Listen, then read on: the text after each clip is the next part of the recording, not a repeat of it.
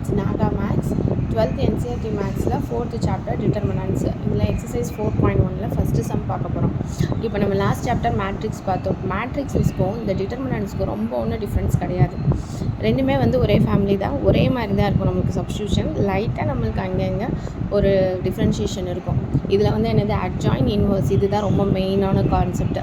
நம்ம அதை பார்த்துட்டு என்னென்னு பார்ப்போம். ஒவ்வொரு சம்மாக பார்க்கும்போது உங்களுக்கே ஒரு ஐடியா தெரியும்.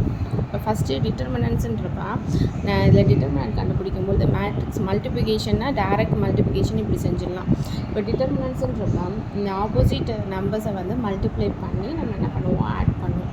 இப்போ இதோட டிட்டர்மினன்ட் கண்டுபிடிக்கிறது எப்படி அப்படின்னா, ஃபஸ்ட்டு 2 × -1 2 × -1 செகண்ட் டேர்ம் எப்போயுமே நம்மளுக்கு மைனஸாக தான் இருக்கும். -5 × 4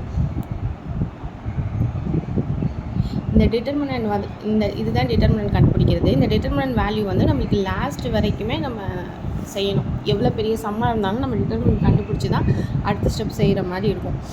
இப்போ 2 × -1 வந்து -2 -20 இங்கே ஒரு மைனஸ் +20. அப்போ the determinant of this 2 + 2 matrixes எனக்கு வந்து இது 80. இதுதான் இந்த சம்மோட ஆன்சர். தென் செகண்ட் சம்மில் 2 ரோமன் லெட்டர் இருக்குது. ஃபஸ்ட் ரோமன் லெட்டர் வந்து என்னென்னா cos θ -sin θ cos θ. அதே மாதிரி தான் கிராஸ் மல்டிப்ளை பண்ணுவோம். என்ன ஆகுனா cos θ × cos θ minus sin θ × -sin θ. இப்போ cos θ × cos θ வந்து நமக்கு என்ன ஆகும், cos ஸ்கொயர் θ. இங்கே sin θ × -sin θ நமக்கு -sin θ இருக்கும். இந்த ஒரு மைனஸ் சேர்த்து +sin θ. இதுக்கு உங்களுக்கே தெரிஞ்சிருக்கும் என்ன ஆன்சர்ன்ட்டு. cos ஸ்கொயர் θ + sin ஸ்கொயர் θனா நம்மளுக்கு 1 தான். இப்போ second Roman letter x² - x + 1 x - 1 x + 1 x + 1. இந்த செகண்ட் கொஸ்டின் இதுவும் அதே ஃபார்ம் தான். இந்த term into this term x² - x + 1 into x + 1 minus இந்த ரெண்டு டேர்ம் x + 1 x - 1.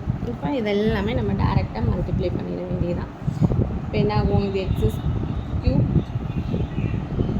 இது என்ன ஆகும் அப்படின்னா x³ + 1 மைனஸ் x² - 1